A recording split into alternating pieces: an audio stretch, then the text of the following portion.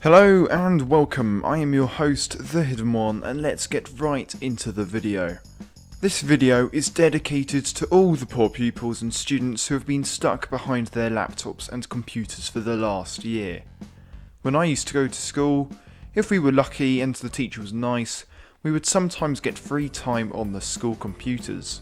We would hurriedly type in the names of games in our browsers, and get our friends to play the same games as us.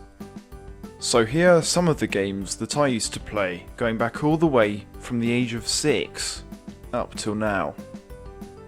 BoxHead 2. BoxHead 2 is a basic zombie game. Your mission is simply to survive as many hordes of zombies and devils as possible.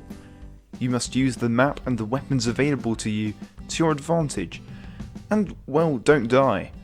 You can create walls to create a barrier between yourself and your enemies, use a great variety of weapons such as grenades, a shotgun, and an automatic pistol. There is no real objective other than delaying the inevitable, your death.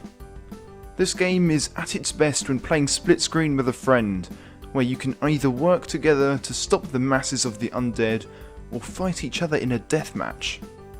If you haven't played it before, give it a go, but it is quite an old browser game at this point. Overall, it is a 4 out of 10, because it can become very repetitive. Extreme Pamplona. Extreme Pamplona is hard to fit into a specific genre. It could be classified as a sports game, as well as an adventure jump and run game. Your goal is simply to reach the exit at the other side of the map, whilst avoiding getting caught by a variety of pursuers.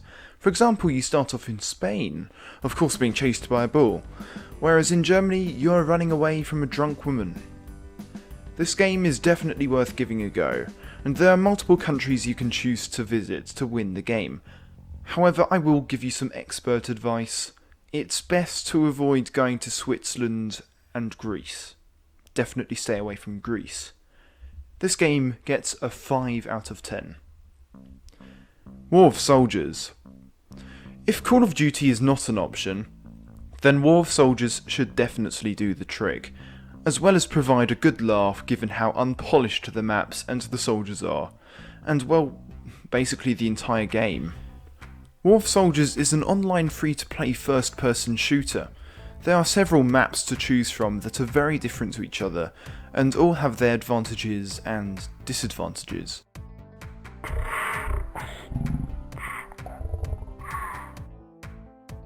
With a large variety of weapons including RPGs, snipers and automatic rifles, you won't be getting bored anytime soon.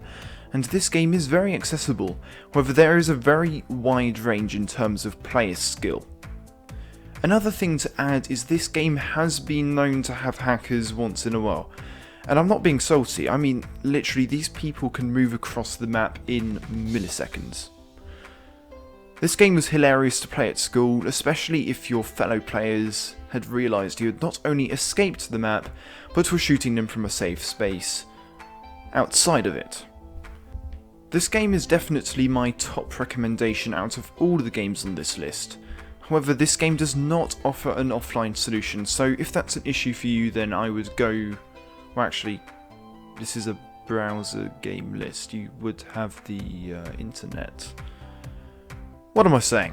Anyway, I'm giving this a 7 out of 10 solely because of the entertainment value. However, if we were comparing this to AAA titles, it would definitely be dropping down to a 4. That's generous, a 4 out of 10.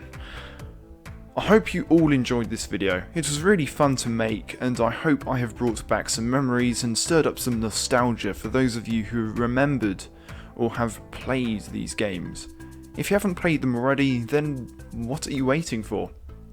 Before you leave, however, please make sure to like and subscribe for more future content from my channel.